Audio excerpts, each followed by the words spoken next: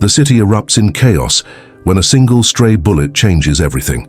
During a high-profile diplomatic visit, the daughter of a foreign ambassador becomes the victim of a shooting near a dangerous favela.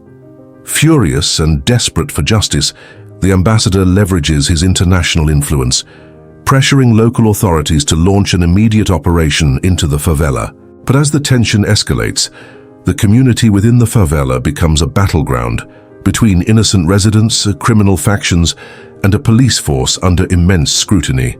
How far will the ambassador go to uncover the truth, and who will pay the ultimate price in the quest for justice? Don't forget to like and comment where you are from. The ambassador's nightmare. It was a picturesque evening in the heart of Rio de Janeiro, where the city's elite gathered for an exclusive gala hosted by the foreign embassy. The glittering lights of the event reflected off the marble walls of the luxurious venue, a stark contrast to the sprawling favela visible in the distance, a constant reminder of the city's deep inequalities. Ambassador Charles Whitmore, a seasoned diplomat representing a powerful European nation, stood among the distinguished guests, his presence commanding respect. His 17-year-old daughter, Emily, was the center of attention, a vibrant and curious teenager who had begged her father to let her explore Brazil beyond the confines of their gilded world. Charles had reluctantly agreed, but only under the watchful eye of an embassy security detail. As the gala unfolded, Emily grew restless, slipping away from the formalities. With a couple of embassy guards in tow, she convinced them to let her take a brief stroll outside, eager to feel the pulse of the vibrant city. Her guards, experienced but lenient, allowed her to wander just beyond the venue's perimeter. Nearby, life in the favela continued as usual.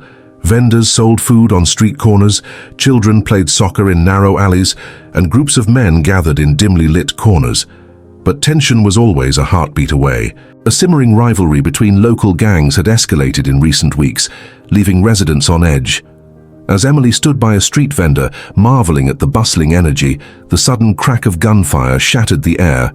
The sharp, unmistakable sound sent people scattering.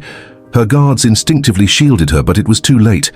A stray bullet, fired from a skirmish deep within the favela, had pierced Emily's shoulder. She collapsed to the ground, blood seeping through her dress as her wide eyes stared at the chaos around her. The guards acted swiftly, scooping her into a waiting SUV and rushing her to the nearest hospital. Calls were made, and within minutes, news of the incident reached Ambassador Whitmore. His face drained of color as the words hit him. "Emily has been shot."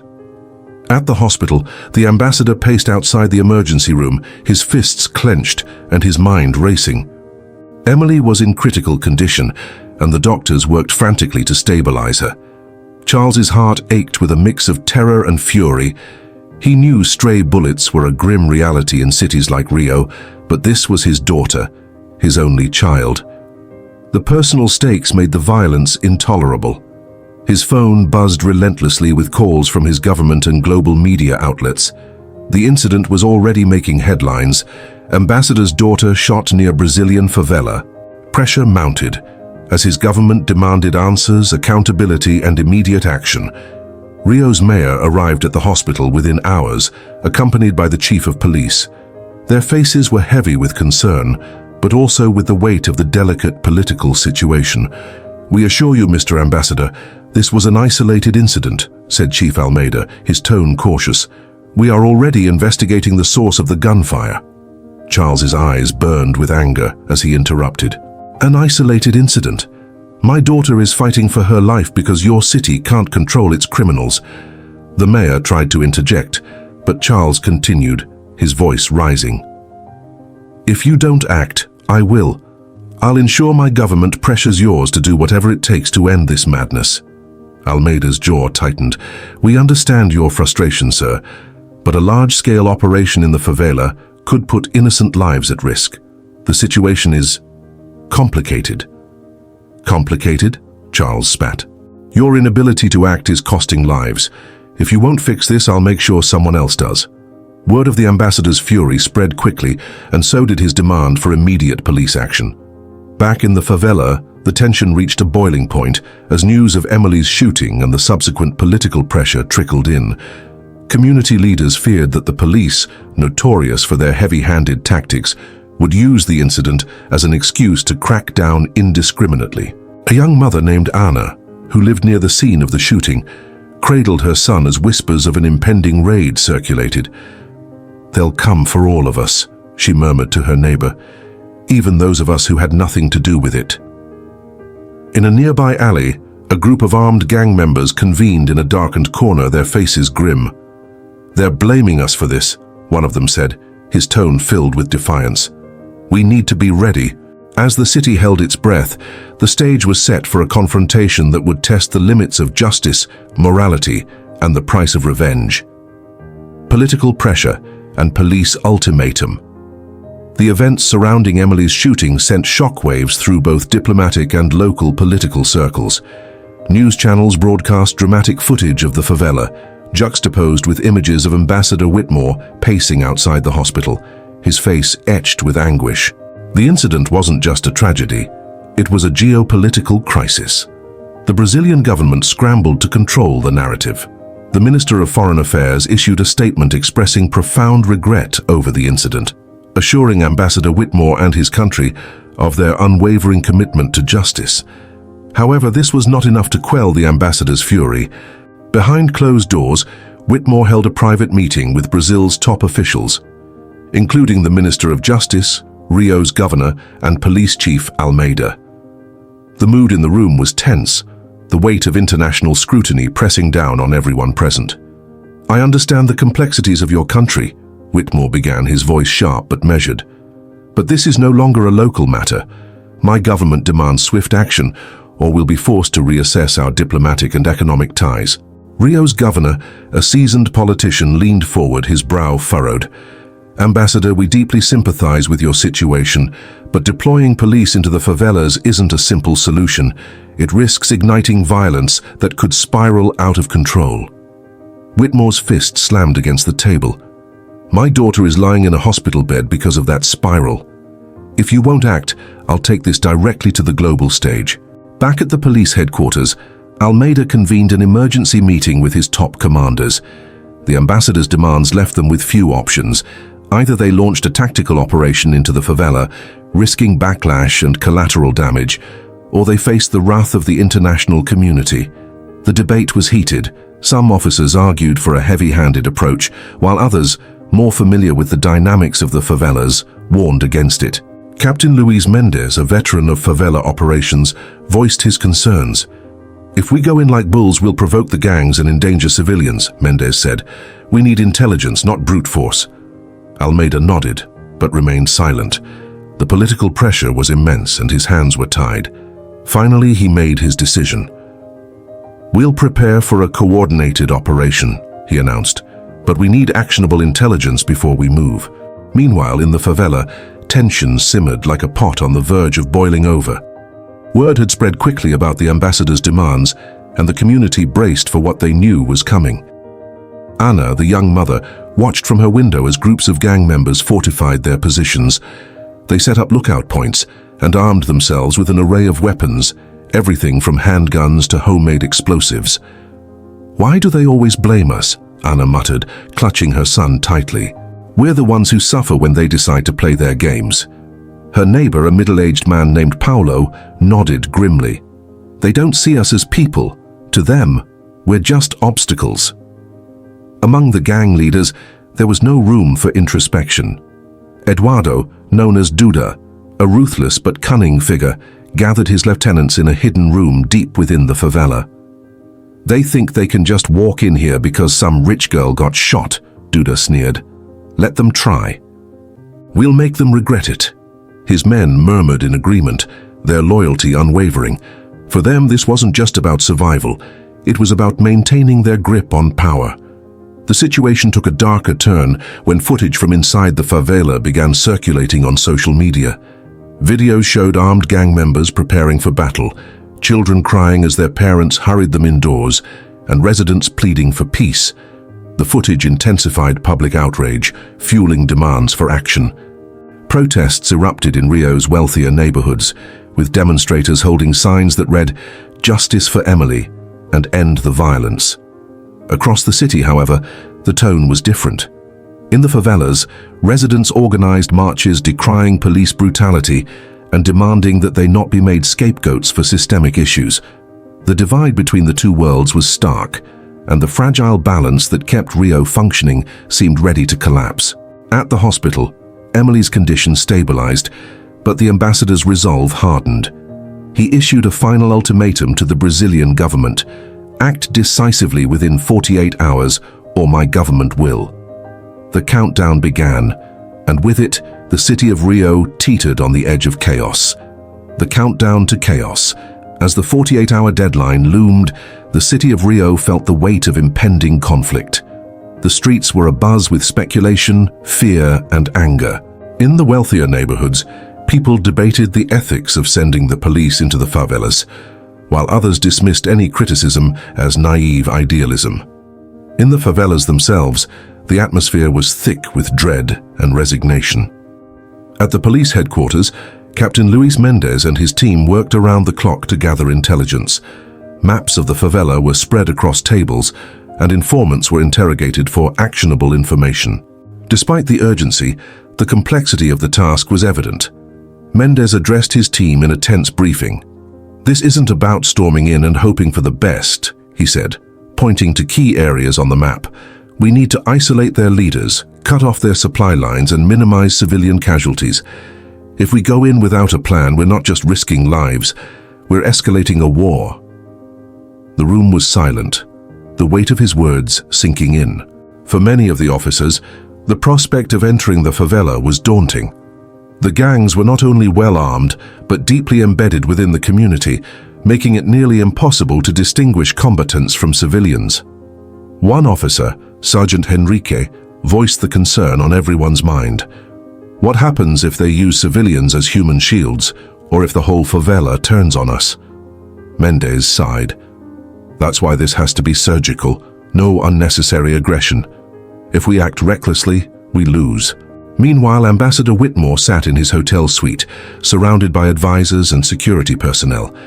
The tension in the room was palpable. Whitmore stared at his phone, waiting for updates from both the hospital and the Brazilian government. "Sir," one of his aides said cautiously, "the situation is escalating on social media.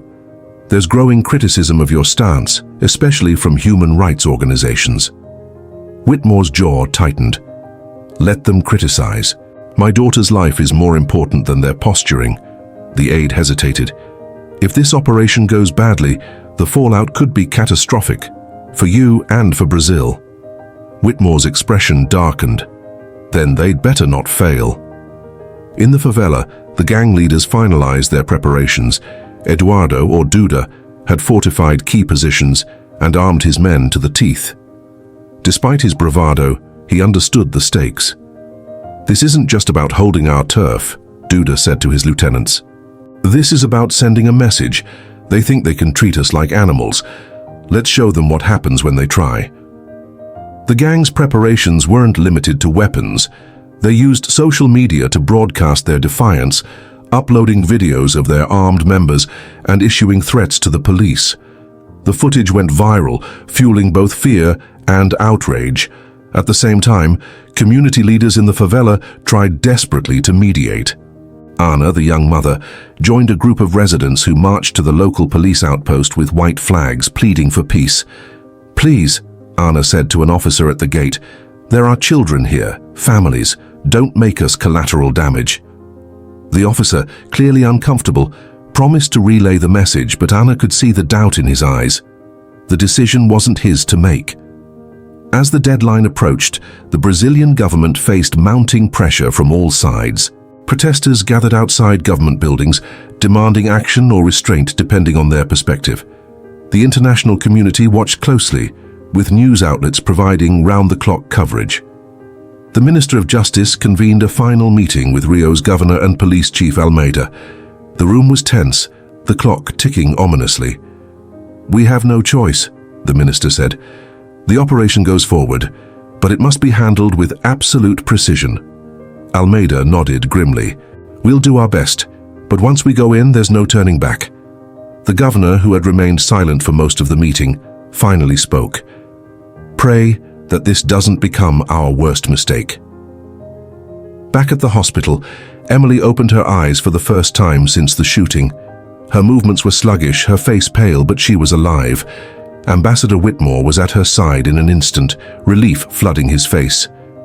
"Dad," Emily whispered, her voice weak. "What's happening?" Whitmore's grip on her hand tightened. "Don't worry about that, sweetheart. Just focus on getting better."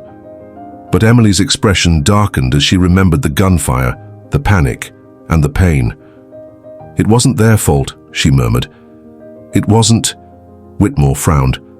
"What do you mean?" Before Emily could respond, her strength gave out, and she drifted back to sleep. Whitmore sat back in his chair, his mind racing. What wasn't their fault? As midnight approached, the favela was eerily quiet. Residents huddled in their homes, the streets deserted except for gang lookouts and stray animals. The police convoy, consisting of armored vehicles and heavily armed officers, waited at the edge of the neighborhood, engines rumbling softly. Captain Mendez stood at the front of the convoy, his expression resolute. He glanced at his watch. It was time. "Let's move," he ordered. The operation had begun. The invasion begins. The quiet of the night shattered as the police convoy entered the favela. The sound of engines echoed off the narrow streets, accompanied by the faint hum of a helicopter circling overhead. Spotlights swept across rooftops and alleyways, illuminating the maze-like neighborhood. Captain Luis Mendez led the operation from the command vehicle, his eyes fixed on the monitor displaying live drone footage of the area. The screen showed gang members scurrying to fortified positions, armed to the teeth. The tension in the air was palpable. "Alpha Team, secure the northern entrance," Mendez barked into his radio. "Bravo, cover the southern perimeter. No one gets in or out without clearance." "Yes, sir," came the replies. The convoy halted at the first checkpoint. Officers poured out of their vehicles, weapons drawn, and advanced cautiously down the winding streets. They moved in formation, covering each other as they swept for potential threats. In the heart of the favela, Duda and his gang monitored the police's every move through a network of spotters. Children and teenagers, paid or coerced into working for the gang, relayed information via handheld radios. "They're coming up the main road," one spotter whispered into his radio. "4 cars, heavily armed," Duda sneered. "Let them come. They'll regret stepping into our territory." He turned to his men. "Hold your positions. We wait for the signal." The gang had laid a series of traps throughout the neighborhood, makeshift barricades, tripwires, and hidden snipers positioned on rooftops. They had the home field advantage, and they intended to use it. Meanwhile, Anna sat in her small home, clutching her son tightly. She prayed silently, her eyes fixed on the thin walls that offered no real protection from the violence outside. Her neighbors did the same, their whispers of fear blending with the distant sound of gunfire. A knock at the door startled Anna. She hesitated, then cautiously opened it to find Marcio, a local community leader. "Anna," he said urgently, "we need to move everyone to the community center. It's the safest place." Anna nodded, gathering her son and a small bag of essentials. Together with a handful of other residents, they made their way through the dimly lit streets to the center, where dozens of families had already gathered. Back on the front line, the police encountered their first resistance. A sniper opened fire from a rooftop, forcing the officers to take cover. Bullets ricocheted off walls, sending sparks flying. "Sniper at 2 o'clock!" one officer shouted. "Take him out!" Mendez ordered. A sharpshooter in the police unit spotted the sniper and fired a single, precise shot. The gang member fell from the rooftop, landing with a sickening thud on the ground below. "Move forward!" Mendez commanded. The officers advanced, clearing one street at a time. The gang retaliated with a mix of gunfire and improvised explosives, but the police maintained their formation, determined to push deeper into the favela. In the chaos, one officer broke protocol and entered a side alley without backup. He was quickly surrounded by gang members who dragged him into a nearby building. His screams echoed briefly before being silenced. Mendez received the report with a grim expression. "We can't leave him behind," he said. "Alpha Team, focus on locating the officer. Bravo Team, continue advancing." The officers moved with renewed urgency, their mission now twofold: secure the favela and rescue their colleague. As the battle raged, Ambassador Whitmore sat in his hotel room, watching the live news coverage. The screen showed chaotic scenes of gunfire and explosions, with reporters describing the operation as the most intense police action in Rio's history. Whitmore's phone buzzed. It was an aide with an update on Emily. "Sir, the doctors say she's stable, but they found fragments of a second bullet near her spine. It's more serious than they initially thought." Whitmore's face tightened. "And the police? They've entered the favela, but the situation is volatile." Whitmore stared at the screen, his jaw clenched. "Tell them to do whatever it takes. I want results." As dawn approached, the gunfire began to subside. The police had made significant progress, capturing several gang members and recovering caches of weapons and drugs, but the cost was high. Multiple officers were injured, and 2 were unaccounted for. In the command vehicle, Mendez reviewed the situation with his team. "We've taken the northern sector," he said, "but the gang's leadership is still out there. We need to keep the pressure on." One officer, clearly exhausted, spoke up. "Sir, the civilians are caught in the crossfire. If we keep pushing, there's going to be collateral damage." Mendez nodded grimly. "I know, but if we pull out now, we'll have done all this for nothing." In the gang's hideout, Duda paced angrily. His forces were dwindling, and the police were closing in. He grabbed a radio and barked orders to his remaining men. "Prepare the hostages. If they want to come for us, we'll make sure they pay." As the sun rose over the city, the operation was far from over. Both sides were preparing for the next phase of the battle, and the stakes had never been higher. Hostages and ultimatums. The sun crept higher into the sky, casting long shadows over the favela as the gunfire lulled. The air was thick with smoke and tension, the lull in violence more foreboding than reassuring. Both sides knew this was far from over. In a dimly lit room at the center of the gang's hideout, Duda stood surrounded by his lieutenants. On the floor, a group of hostages, men, women, and children, huddled together in fear. They were residents of the favela, rounded up to serve as human shields and bargaining chips. Duda's voice cut through the tense silence. "They think they can storm in here and take us down? Let's see how brave they are when they have to choose between us and these people." One of his men, younger and visibly shaken, hesitated. "Duda, maybe we should let them go. The police don't care about us or them," Duda snarled, grabbing the young man by the collar. "You think they're here to save anyone? They're here to kill us, and they'll mow down anyone in their way." The room fell silent, the hostages trembling as Duda released his grip and returned to his pacing. He turned to another lieutenant. "Get me a camera. If the world's watching, they'll think twice."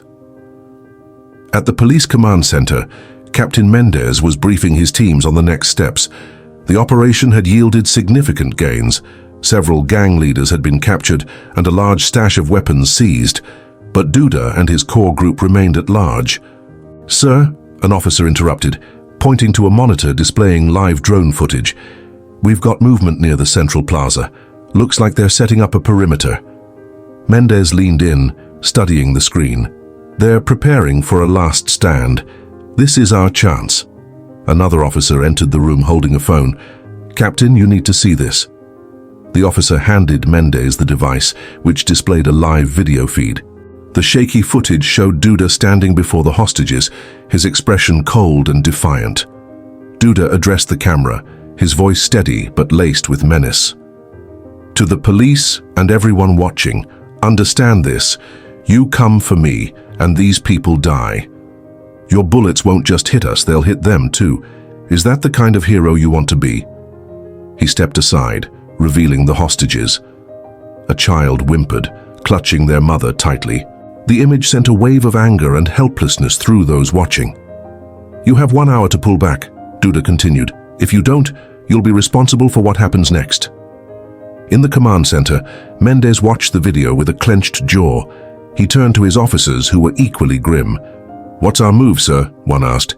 Mendez exhaled sharply, weighing the options. "We can't storm their position without risking the hostages, but if we do nothing, they'll see it as a victory and escalate." Emily Clark, one of the officers who had expressed concern earlier, stepped forward. "Sir, what if we try negotiation? Duda's trying to control the narrative. If we show we're willing to talk, It might buy us time. Mendez considered her words. And if he doesn't cooperate? Then we'll have to act quickly and decisively, Clark replied. But we need to exhaust every option first. Meanwhile, Ambassador Whitmore sat in a sterile hospital waiting room, his mind consumed by a mix of anger and worry. His daughter Emily lay in surgery, the stray bullet having caused more damage than initially thought. His diplomatic aides hovered nearby, providing updates on both her condition and the ongoing operation. One aide approached cautiously. "Sir, the situation is escalating. The gang leader is threatening to kill hostages if the police don't withdraw." Whitmore's expression darkened. "And what are they doing about it?" "They're considering their options, but it's delicate. The hostages complicate everything." Whitmore's voice was cold. "Delicate? A child is in surgery because of those animals. They should have dealt with this hours ago." "Sir, I think—" "No," Whitmore interrupted, standing abruptly. "Call the governor. Tell him if this isn't resolved immediately, I'll make sure the world knows his incompetence." Back in the favela, tension continued to mount. Negotiators attempted to contact Duda, but he refused to answer the phone. Instead, he issued periodic updates through live-streamed videos, each one more threatening than the last. The residents of the favela, caught between the police and the gang, began to organize themselves. Marzio, the community leader, emerged as a voice of reason, urging calm and solidarity. "We can't let fear divide us," Marzio told a gathering of neighbors at the community center. "If we work together, we can protect each other." As the hour ticked closer to Duda's deadline, Mendez called his officers together for a final briefing. "We have to act, but we're not going in blind," he said, pointing to a map of the favela. "Our intel shows that Duda's barricaded himself in this building. Alpha Team will create a diversion while Bravo Team infiltrates from the rear." Clark raised a hand. "What about the hostages?" "We have eyes on them," Mendez replied. "Our priority is their safety. If we can neutralize Duda and his men without risking the hostages, we'll take the shot." As the teams prepared to move, the mood was somber but resolute. The officers knew the risks, but they also knew the stakes. Every second counted, and failure was not an option. The final push. As the sun dipped low over the horizon, casting the favela in hues of orange and red, the tension reached its boiling point. Duda's threats hung heavy in the air, his defiance displayed through every live-streamed taunt. The 1-hour deadline was fast approaching, and the clock ticked down with excruciating precision. In the police command center, Captain Mendez stood surrounded by officers in tactical gear, their expressions grim but determined. The briefing room was silent as Mendez laid out the final plan, pointing to a detailed map of the gang's stronghold. "Alpha Team, you'll breach from the south, creating a diversion," Mendez began. "Bravo Team will infiltrate from the north, focusing on securing the hostages. We have drone surveillance providing real-time updates. Clark, you'll lead Bravo." Emily Clark nodded, her face a mask of focus. "What's the signal for engagement?" Mendez's voice was steely. "We move when the hostages are clear, no exceptions." The tension in the room was palpable. Each officer knew the risks. Any mistake could result in innocent lives being lost. Mendez made eye contact with each team member. "This is what we've trained for. We're not just here to take down Duda, we're here to protect these people." At the gang's stronghold, Duda paced the room, glancing at the hostages huddled in the corner. His lieutenants exchanged nervous glances, the bravado they displayed earlier now faltering under the weight of the situation. "We've got the upper hand," Duda muttered, though his tone betrayed a sliver of doubt. "They're too scared to make a move." One of his men hesitated before speaking. "Duda, maybe we should think about negotiating. If we let the hostages go—" Duda's glare silenced him. "If we let them go, we lose everything. They need to know we're not bluffing." A loud bang outside startled the room. Duda rushed to the window, peering out to see a plume of smoke rising in the distance. "They're coming," he muttered. "Get ready." In the surrounding alleys of the favela, Alpha Team made their move. Flashbangs and smoke grenades exploded near the southern perimeter, sending a ripple of confusion through the gang's ranks. Shots rang out as the diversionary team engaged, drawing Duda's attention away from Bravo Team's approach. Clark led her team through the northern route, moving swiftly and silently. The streets were eerily quiet, the usual hum of the favela replaced by the distant echoes of gunfire and shouted orders. She signaled for her team to stop, consulting the drone feed on her tablet. "They've fortified the second floor," she whispered. "Hostages are here."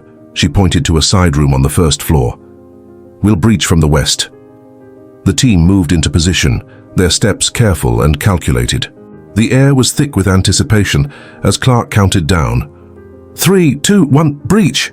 The door burst open with a deafening crash and Bravo team swept in. Inside, chaos erupted.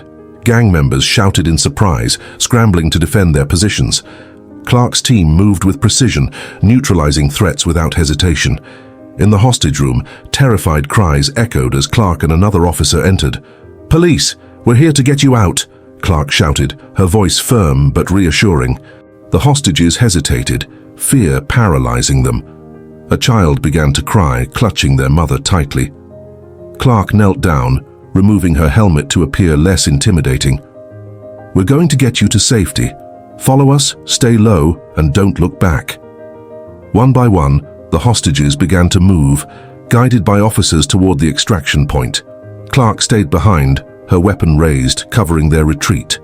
Upstairs, Duda and his men were engaged in a fierce standoff with Alpha Team. Bullets tore through the walls, the air thick with smoke and debris. Duda shouted commands, his voice hoarse with desperation. "Don't let them take this place. Fight to the end."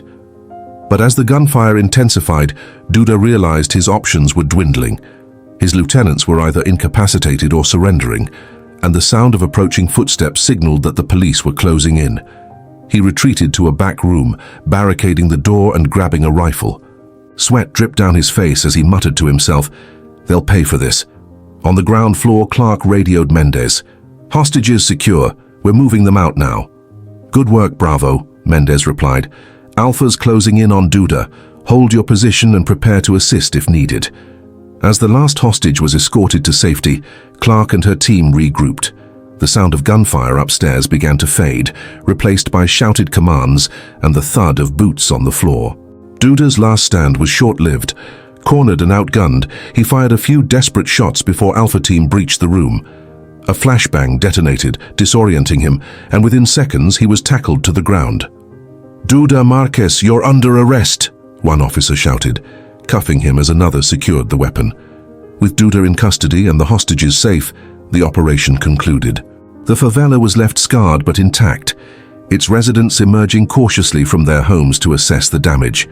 For many, it was a bittersweet moment, relief that the violence had ended, but uncertainty about what lay ahead. At the hospital, Ambassador Whitmore received word of the operation's success. His daughter Emily, still recovering from surgery, smiled weakly as he relayed the news. "They got him," Whitmore said, his voice filled with a mix of relief and resolve. "But this isn't over, not until justice is served." As the sun set over Pinewood, the town began to heal. The operation had been a victory, but the cost was heavy, a reminder of the deep-seated issues that still needed to be addressed. The aftermath. The streets of the favela, once echoing with gunfire and chaos, now hummed with an uneasy silence. Smoke still lingered in the air, mingling with the faint scent of burnt debris. Families cautiously emerged from their homes, their eyes scanning the damage wrought by the operation. For many, the night had been a traumatic reminder of the fragility of their safety. In the command center, Captain Mendez and Emily Clark reviewed the operation's debrief. The mood was somber despite the success. "We secured the hostages, neutralized the threat, and apprehended Duda," Mendez began, his voice steady but subdued. "But the cost, it's always heavy." Clark nodded. "The people here have lived through enough. This wasn't just about Duda, it's about restoring trust, and we're far from that." Mendez leaned back in his chair, the weight of the night evident on his face. "Let's make sure we finish this the right way." Ambassador Whitmore sat in his office, the light from his desk lamp casting long shadows across the room. The footage of the operation played on his tablet, his expression unreadable. He paused the video on a still frame of the hostages being escorted to safety, focusing on the image of a young girl clutching her mother's hand.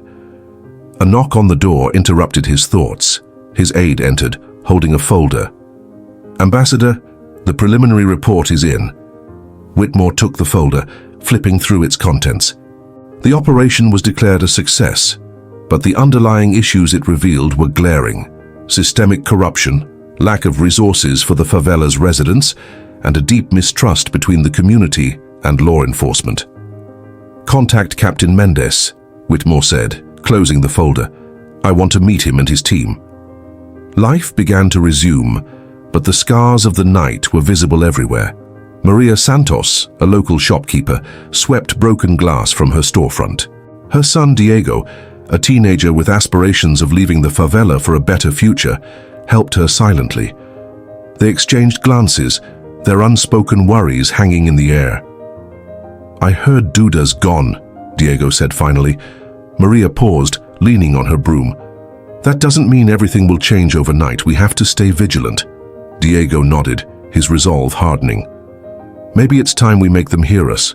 A week later, Ambassador Whitmore stood before a group of local leaders in a makeshift community center within the favela. Among them were Captain Mendez, Emily Clark, and Maria Santos, representing the residents. Whitmore began, his tone measured and sincere. "What happened last week was not just a rescue operation. It was a wake-up call. We cannot allow this cycle of violence and neglect to continue." Maria was the first to respond. "With all due respect, Ambassador, words won't fix this.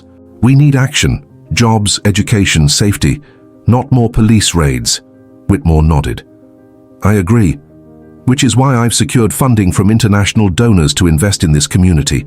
We're talking schools, healthcare, and opportunities for the next generation." Mendez stepped forward. "And on our end, we're implementing reforms to ensure the police protect this community rather than instill fear." Emily added, "We'll be starting programs to engage directly with residents, listening to your concerns and rebuilding trust." The room buzzed with cautious optimism.